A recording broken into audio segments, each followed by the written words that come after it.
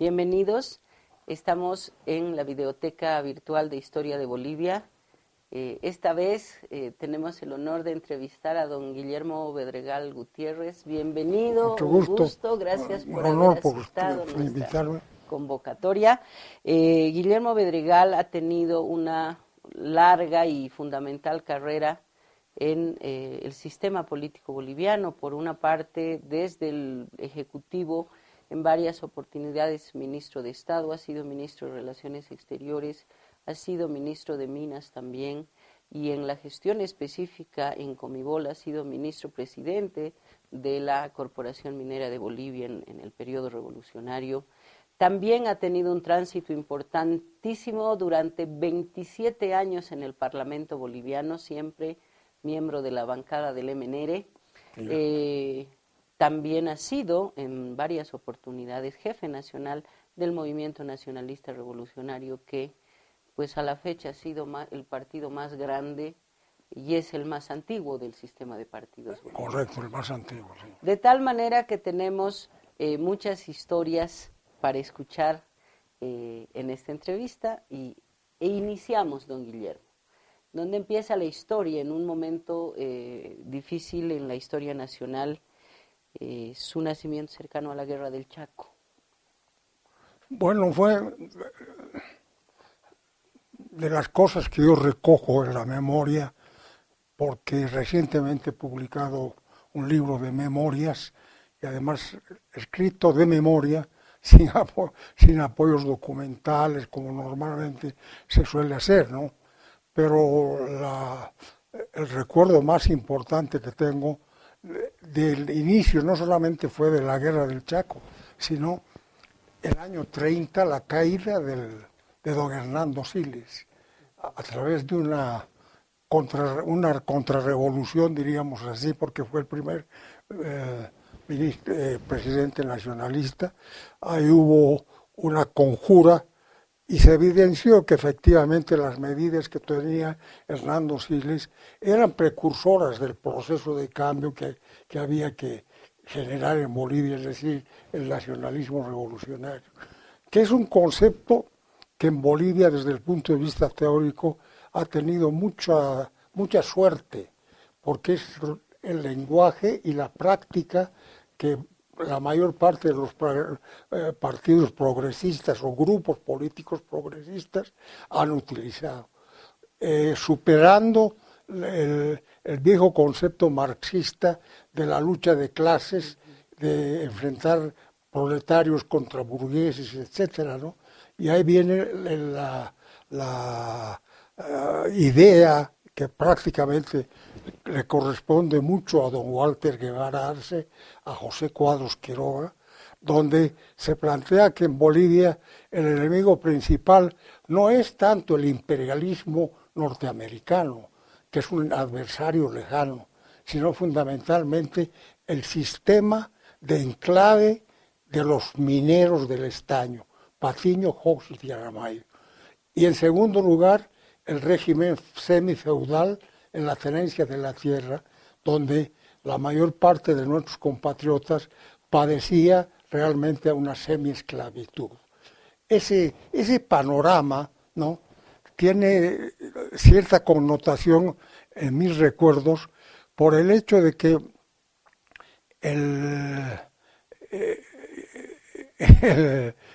el propio proceso del levantamiento de los cadetes, la lucha en la locería, eso yo lo sentí de muy niño, porque yo vivía en la casa de mi abuela, que es una casa situada entre la avenida Mariscal Santa Cruz, que entonces no era avenida, y la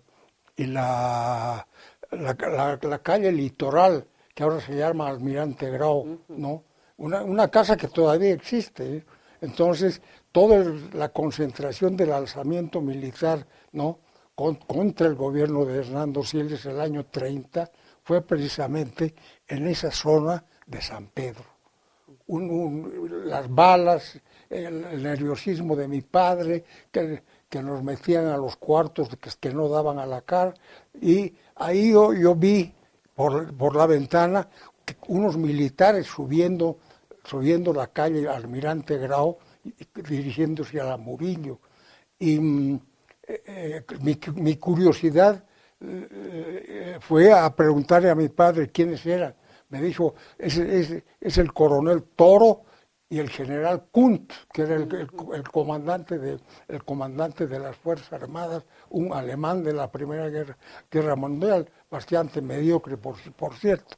Entonces, esos acontecimientos se enlazan con el tema de la Guerra del Chaco. El tema de la Guerra del Chaco es un asunto que me cala profundamente el alma por el hecho de que todos los de mi familia, ¿no?, empezando por mi padre, fueron a la Guerra del Chaco y estuvieron combatiendo en la Guerra del Chaco. Mi padre, don Daniel Bedregal Vera, estuvo desde diciembre del año 32 hasta que terminó la Guerra del Chaco. Entonces, la ausencia del padre de familia en mi casa, ¿no?, era sumamente grave desde el punto de vista no solamente económico, sino desde el punto de vista de la incertidumbre de que si mi padre iba o no a morir en esa guerra. Ahí tenías unos primos, dos de ellos que murieron, otro primo directo que llegó herido de Boquerón. Y lo que es interesante, mi padre tenía un sirviente personal, el Juanito, que también fue con mi padre a la Guerra del Chaco y estuvo en Boquerón y combatió en Boquerón. Fue prisionero de los paraguayos durante todo el tiempo de la guerra, ¿no?, hasta el año 38, hasta que se firmó y es realmente ejemplos de conducta política patriótica, la patriótica fundamentalmente, sumamente gravitante en mi conciencia y en mi formación, ¿no? Entonces había que amar a la patria fundamentalmente y mi padre en las discusiones que posteriormente a la guerra tuvimos, yo le preguntaba, pero ¿por qué ha sido la guerra? Si es una guerra absurda, absolutamente absurda. Me dijo, primero porque nosotros, yo particularmente, formaba parte de las manifestaciones que hicimos contra Salamanca cuando la guerra del Chaco.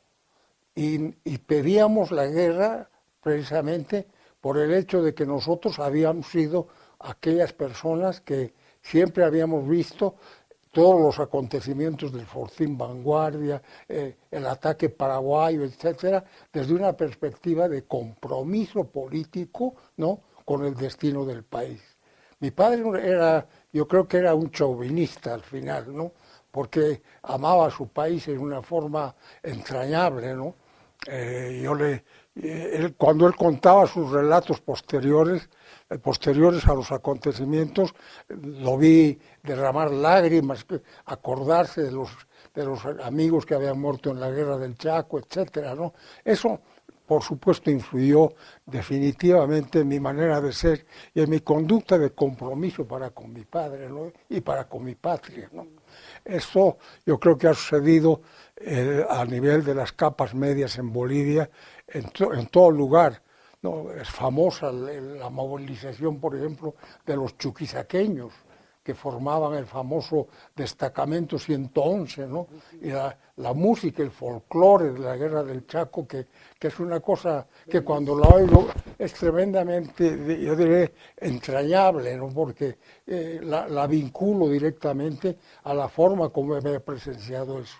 Entonces, ese episodio yo creo que fue el que me marcó fundamentalmente para tener curiosidad primero y después compromiso con el tema de la política.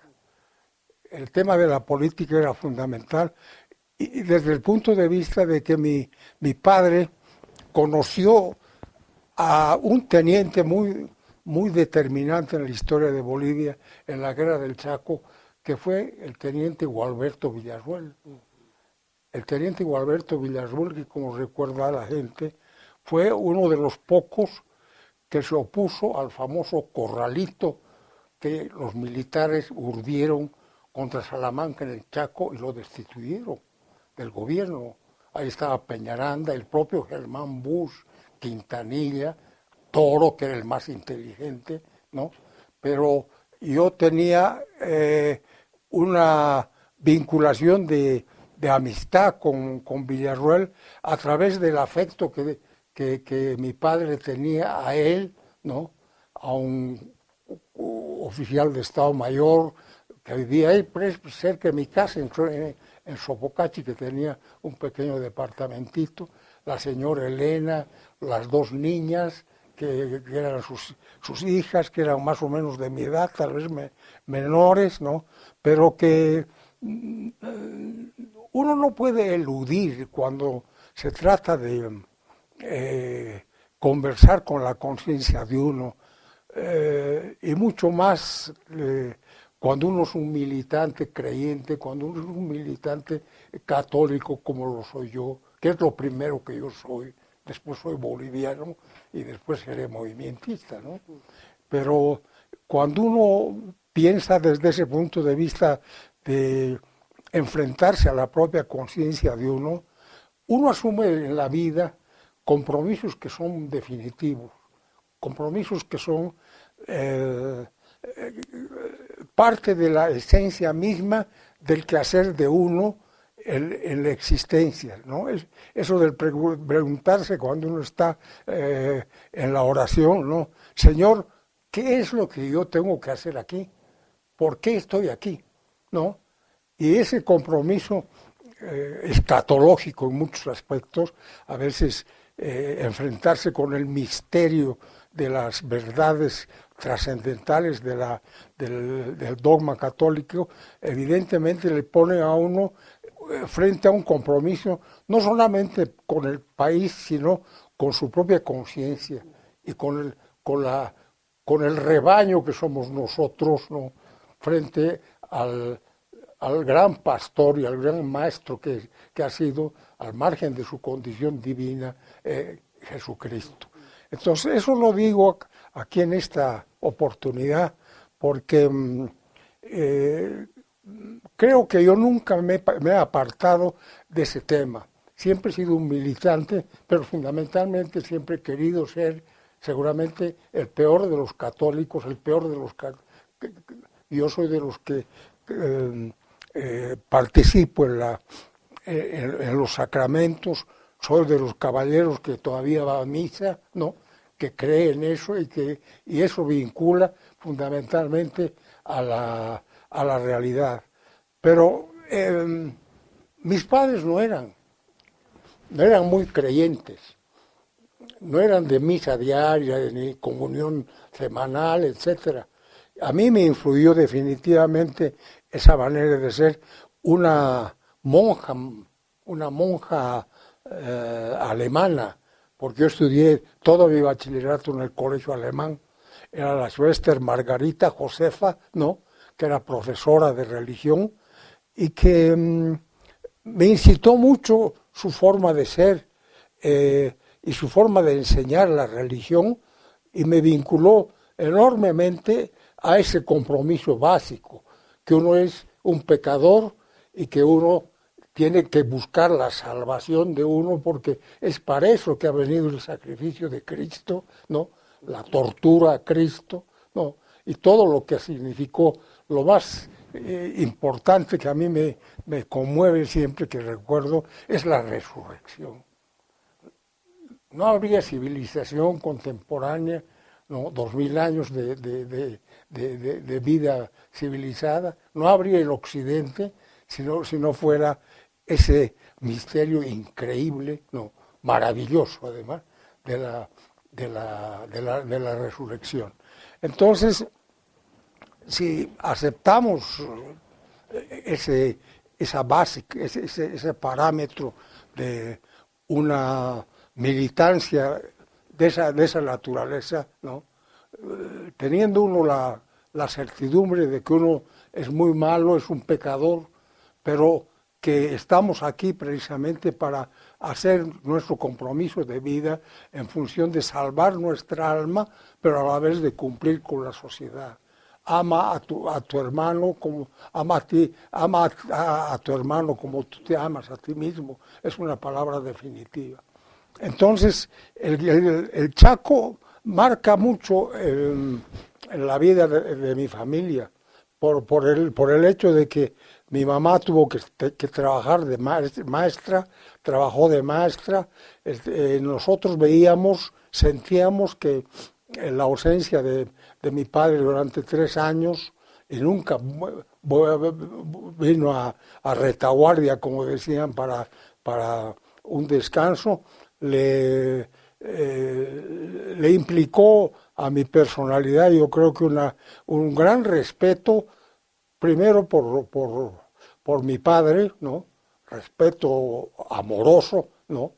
Y, y un entrañable, diremos, amor por mi madre, por la forma como nos había conducido durante ese tiempo y que naturalmente nos hizo sentir lo menos las carencias económicas en una época tan difícil, cuando había la libreta para comprar los alimentos, etcétera, todo ese tipo de cosas. Eso fue determinante, pero yo creo que más que eso, ¿no? Fue la amistad de mi padre con Villarruel. ¿Cómo era don Gualberto Villarruel? Gualberto Villarruel, cochabambino, la señora Elena López, fueron dos personajes muy cercanos junto a mi madrina, la señora Zoila Rada de Claros, que es la mamá de la Norita Claros, que es tan conocida aquí en nuestro ambiente. Norita y Javier. Javier lamentablemente murió en un accidente en el lago hace muchos años. Y el vínculo de mi padre es a través de don Alfonso Claros, porque Villarruel era de Muela, lo que se llama Muela, un pueblito en la provincia punata de Cochabamba. Don Alfonso Claros, mi padrino, era también de ese mismo lugar. Entonces, mi padre era íntimo amigo de don Alfonso Claros y a través de ello vino la amistad con Alberto Villarruel, que era un tipo fuera de toda comparación. Tenía un carácter bonómico, era un hombre que no se irritaba, era un hombre tremendamente estudioso. Por ejemplo, una anécdota, fuimos a pasar un carnaval cuando yo era niño todavía, en Viacha, porque tenía una casa en Viacha el hermano de la esposa de Villarruel. Era un ingeniero de ferrocarriles. Y la algarabía del carnaval, la alegría, los bailes que yo veía, etcétera. Pero a mí me llamó la atención cómo Villarruel participaba normalmente en eso, pero luego se marchaba a su cuarto. Y un día que lo vi entrar a su cuarto, él se iba, lo veía siempre estudiando, leyendo. Y como él tenía un particular, diríamos, afecto por mí, porque yo era un preguntón, por eso le decía a mi padre, no seas tan preguntón, no lo fastidies tanto a Gualberto, ¿no? Bueno, entonces ahí vi una diferencia en el sentido de que él estaba más allá de su formación militar, que siempre haya sido abanderado del colegio militar, siempre haya sido el primer alumno en toda su promoción y en todas sus actividades. Entonces, ese fue uno de los personajes que más ha influido en mi vida, y mucho más cuando termina su existencia en la forma bárbara y salvaje, como termina colgado por las masas el 21 de julio de 1946. Este ha debido ser un golpe muy duro, no solamente en la historia personal, sino en la generación, ¿no? Todo lo que sucedió, el intento de formación, si no me falla la memoria, la UDB, la Unión Democrática Boliviana, que viene después del golpe.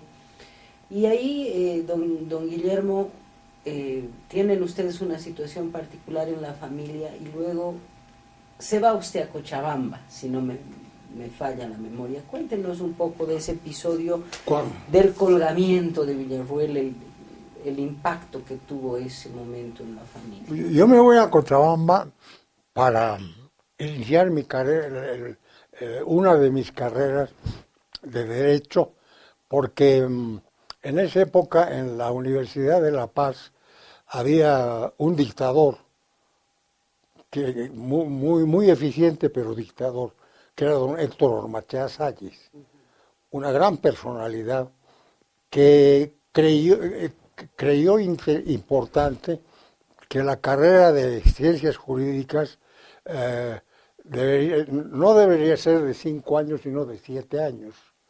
Entonces, yo vi eso y le dije a mi padre, yo me siento capaz de entrar al primer año de Derecho y no hacer lo que se llamaban los institutos, ¿no? Los institutos. Entonces yo le dije, yo tengo esta idea de ir a Cochabamba, de hacer el primer año de Derecho en Cochabamba y luego homologarme ese estudio con las normas de San Andrés. Bueno, él me mandó con todo afán de que yo tenga la mayor libertad de mi elección, porque yo también en el colegio era muy bueno, ¿no? Además de ser muy travieso, yo era muy bueno. Ese era el problema que yo tuve siempre con los alemanes, ¿no? Un colegio que ahora mismo cuando paso por el ex colegio en Las Piazzu, me siento mal, ¿no? Porque yo no creo, y eso lo he escrito creo que en el libro, que haya habido un tiempo donde yo haya sufrido tanto sufrir como cuando estuve en el colegio alemán.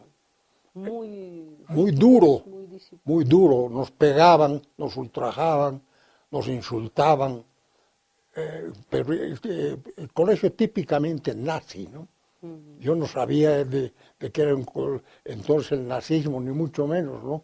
Pero un colegio muy duro, al cual en medio de mis sufrimientos le tengo muchísimo que agradecer, porque a la larga yo creo que ellos me enseñaron más que mi propia familia, ser un hombre disciplinado, ser un hombre trabajador, estudioso, etcétera, que creo que soy eso, ¿no? Fundamentalmente. Pero los recuerdos que yo tengo del colegio alemán son tremendos, ¿no?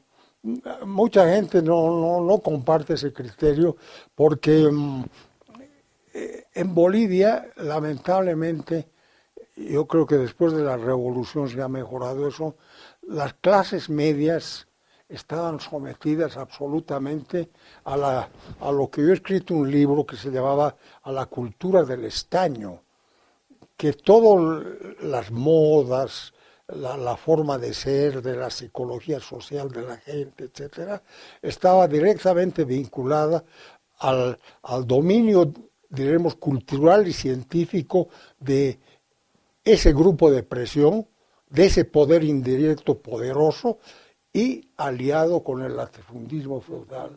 Mi padre también era un feudal, tenía fincas.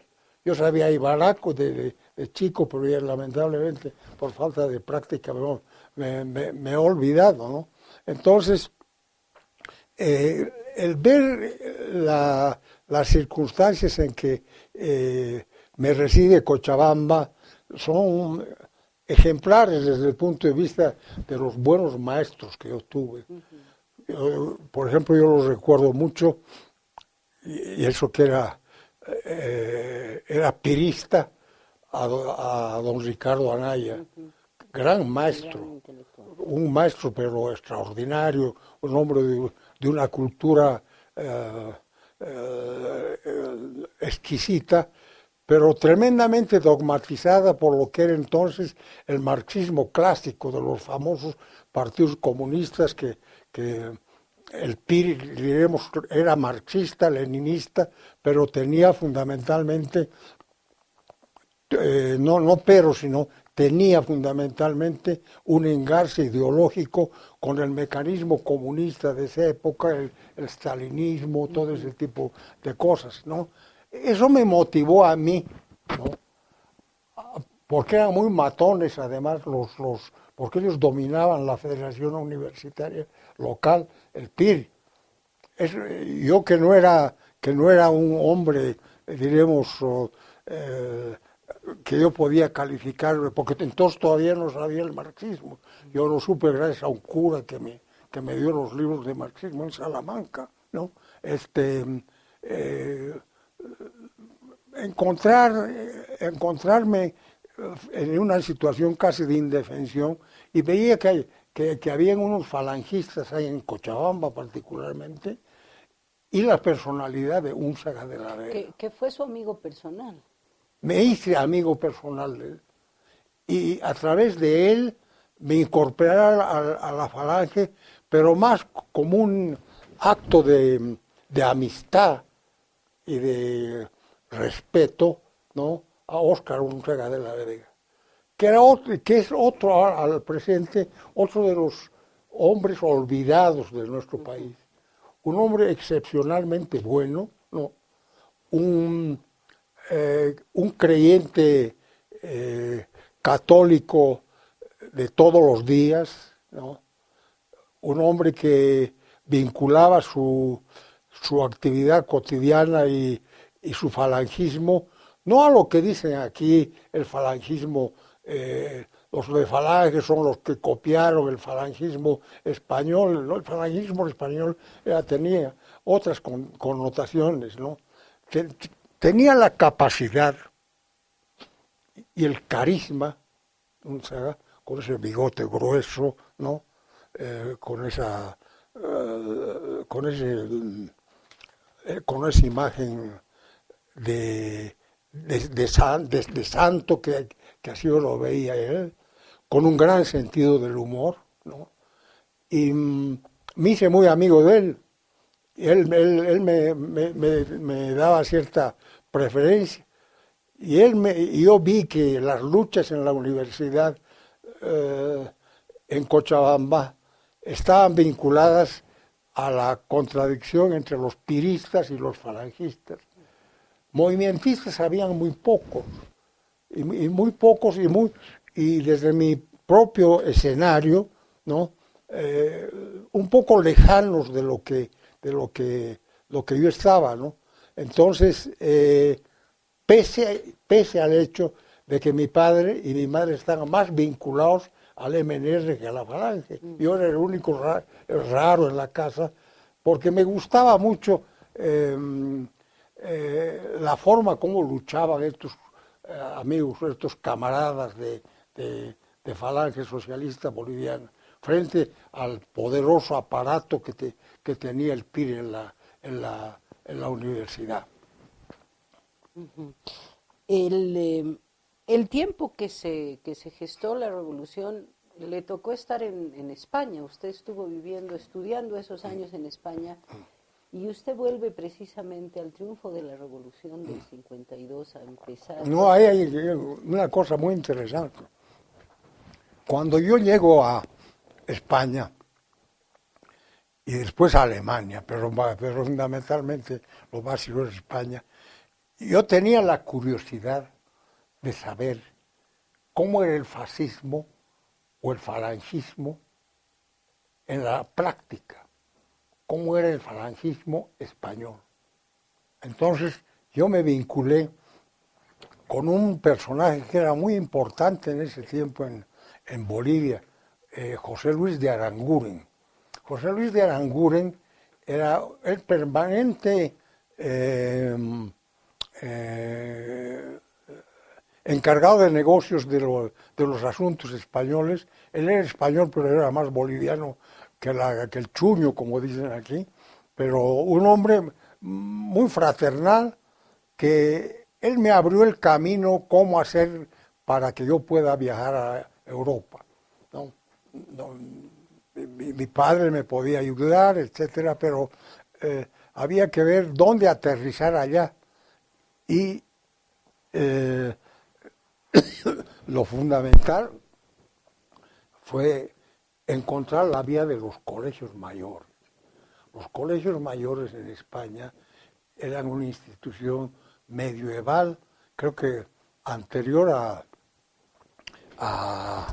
los propios reyes católicos, donde las élites se formaban en unos internados que se llamaban los colegios mayores.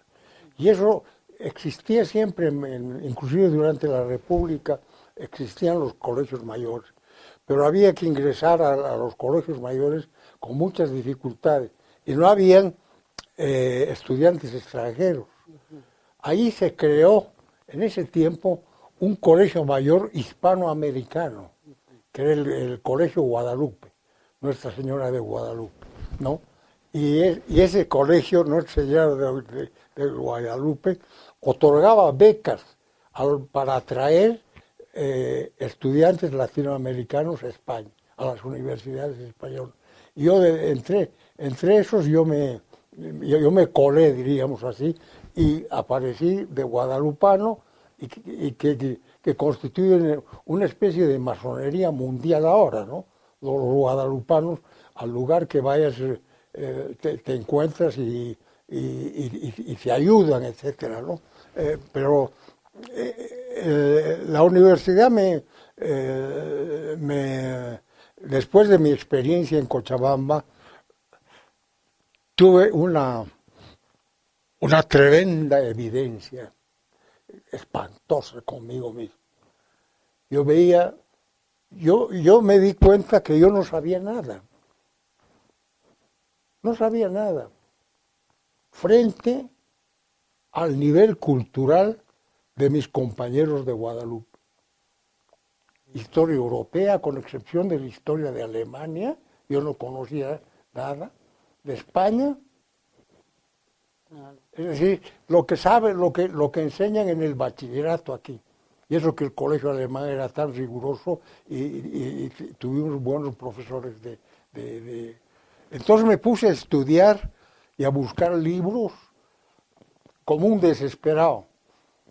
Inclusive llegué a una anécdota que muy simpática, pero que no sé si cabe en el programa. A mí nunca me habían aplazado, nunca. Siempre salía eximido o pasaba de curso sin necesidad de exámenes, etcétera. Así que yo me sentía muy bueno, pero cuando llegué al Guadalupe tuve la evidencia de que yo no sabía nada frente a la gente con los cuales conversaba, frente a nuestros catedráticos muy calificados, ¿no? Yo no veía el problema del fascismo español desde esa perspectiva, sino desde la experiencia mía personal de qué es lo que yo estaba haciendo allá. Una gran pregunta. Entonces, para enterarme mejor del asunto, me cambié de colegio. Y ya me conocían más, charlábamos más, etcétera. Y fui a un colegio que se llama... ¿Cómo era el colegio? Ahorita me voy a acordar. Pero era un colegio que dependía del Frente de Juventudes, que era el Frente de la Juventud de la Falange Española de las Jons, ¿no? Ese colegio los alumnos que habían ahí eran los cuadros que preparaban de toda España para formar parte del mecanismo humano más esclarecido, ¿no? Donde el nivel, diremos, de convivencia y de simbología que practicaban, el Colegio Mayor Santa María, el Colegio Mayor Santa María. Era realmente fascinante ver esto, y además yo tuve la oportunidad de tener muy buenos maestros allá y particularmente alguno que veía el problema desde otra perspectiva que la del falangismo normal. Y él es el que me recomendó, ¿no?, que después de que haga el primer año de la facultad y que compatibilice los certificados de estudio que tenía de Bolivia con los de España, porque hay tratado cultural de 1910 entre ambos países. Él es el que me dijo, si quieres estudiar en serio aquí, vete a Salamanca. Es un pueblito, vas a pasar dificultades porque la pobreza es tremenda en esa zona. Y además yo tenía un motivo para irme a Salamanca. Yo le caí muy mal a un profesor de don Galo Sánchez, que en paz descanse, de Historia del Derecho Español. Él tenía un libro, era de la vieja escuela, antirrepublicano, antifranquista, era enemigo de todo el mundo. Tenía un librito sobre Historia del Derecho Español que tenía 116 páginas exactamente. Cuando yo di mi examen, yo lo di como lo daba siempre, yo me sentí, lo dejé. Cuando fui a recoger mi papeleta de examen, había una raya ahí. Yo dije, que se han equivocado. Y lo fui a buscar a don Galo. Don Galo me recibió muy mal y me dijo, tú estás suspendido porque lo primero que tú deberías hacer es aprender a hablar el español. ¿Qué castellano el que ustedes hablan? Eso no tiene ningún sentido. Entonces, cuando tú sepas hablar bien el castellano, ¿no? No pronunciaba la C, por supuesto, y seguramente mi sintaxis no es buena, como no es buena sintaxis en toda América Latina, ¿no?, desde el punto de vista de los patrones rígidos de la buena gramática castellana. Entonces, me suspendió para septiembre.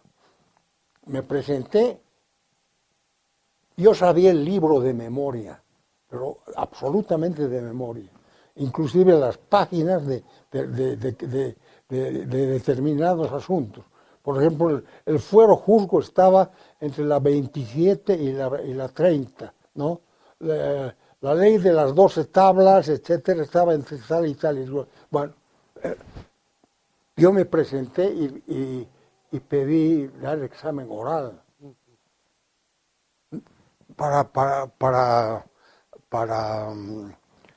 Para mí era mucho más fácil dar un examen oral. El tipo se negó. Y di el examen. Yo creo que era un examen muy bueno. Y me volvió a aplazar. En esa circunstancia yo estuve al borde del suicidio. Porque dije, yo no sirvo para nada. Yo sé estas cosas y tal, pero el nivel que tienen estos tipos aquí no corresponde a lo que yo soy. Yo, ¿para qué sirvo? Estoy engañando a mi padre, porque dos suspensos a un tipo que nunca lo habían suspendido en toda su vida escolar y académica. Bueno, era una cosa terrible, ¿no? Bueno, ahí me marché a Salamanca. Me libré de don Galo Sánchez, ¿no? Aprobé Historia del Derecho en Salamanca perfectamente bien y empecé a aterrizar en la realidad española y empecé a ver, en primer lugar, se veía que la universidad era una estructura mucho más formal, menos multitudinaria, ¿no?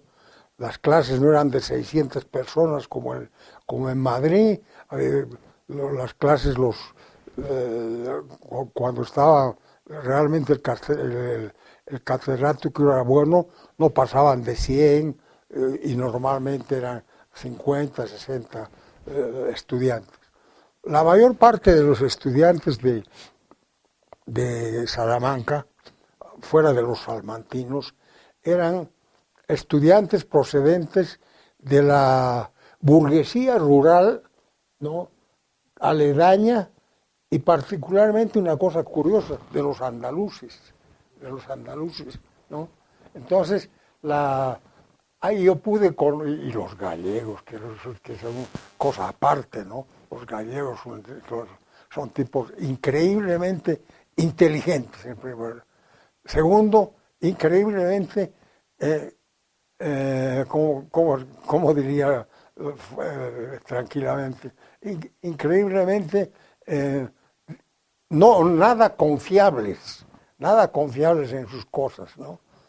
Pero porque te engatusan y te cuentan cosas que no son, etc., y te convencen al final. Y las gallegas, ni que se diga, ¿no? Bellísimas además, ¿no?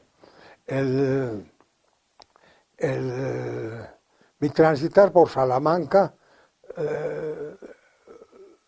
lo hice muy bien, yo creo, porque no teníamos dinero. A mi padre lo habían encerrado, lo habían tomado preso, porque lo exiliaron naturalmente después de la caída de Villarroel. Él, como cuento, creo que cuento eso en mi libro, él entró clandestinamente por Yayagua, por Ollagüe, creo que es, y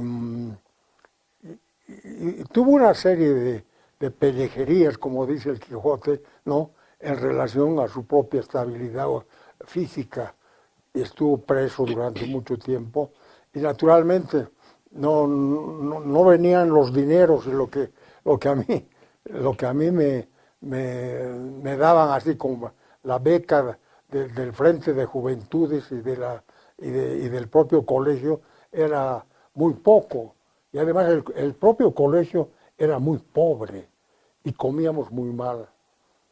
Y yo me enfermé, me dio tuberculosis, precisamente por falta de buena alimentación, por falta de dinero, ¿no? Yo vivía lo que pagábamos en el colegio, sería de entonces, ¿no?, unos $17, más o menos, ¿no? Y después, pues uno tenía que elegir o comer un bocadillo o ir al cine, ¿no? Porque en ese nivel de dificultades económicas estaba yo particularmente, ¿no? No habían bolivianos en Salamanca. Y por la proximidad de su familia y de su papá con Gualberto Villarroel también, eso tuvo un costo político. Precisamente son los primeros años 50, después 46. ¿Usted se distancia de la falange en ese momento, ya precisamente por el golpe? No. ¿Todavía no? No.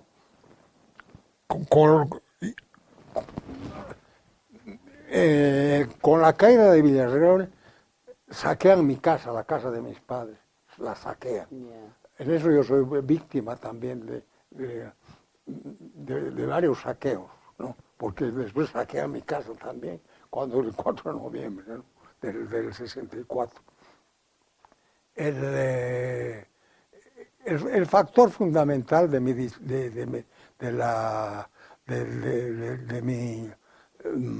separación, diremos, con Unzaga y con Falange, fue un hecho de lo más curioso, porque cuando yo se iba en 5 años, 5 días en ferrocarril de La Paz a Buenos Aires, ¿no?, a Buenos Aires a tomar el vapor, ¿no?, y de paso ver a mi padre que estaba exiliado, ¿no? Mi padre me presentó a Víctor Paz y Hernán Siles, que estaban también exiliados allá.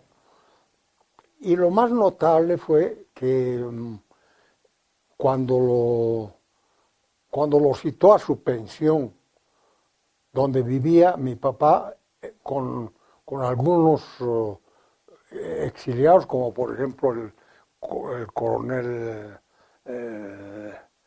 España, el que fue canciller de Villarroel, eh, coronel Max España, un tipo sumamente inteligente, ¿no? Eh, lo citó a Víctor Paz a la pensión y yo lo vi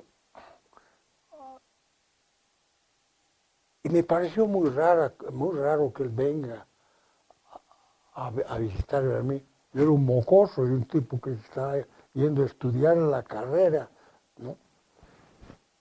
Y me impresionó mucho la cordialidad y ante todo el interés que él puso con sus ojos saltones así, ¿no? De las cosas que yo le contaba.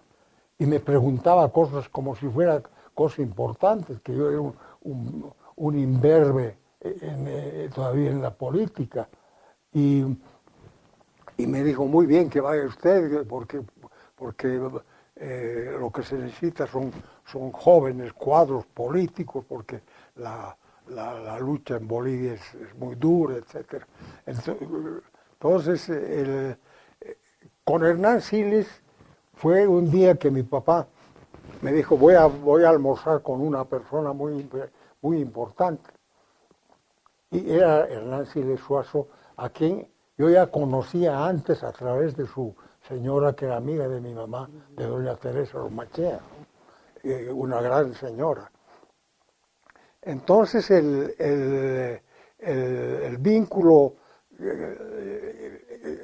se hizo inmediato, porque él me dio su tarjeta y me dijo, si usted me quiere escribir, ¿no? Yo tengo aquí mi tarjeta, pues, el famoso departamento de la calle Charcas en Buenos Aires, que se hizo famoso porque ahí se hacían las grandes conspiraciones, ¿no?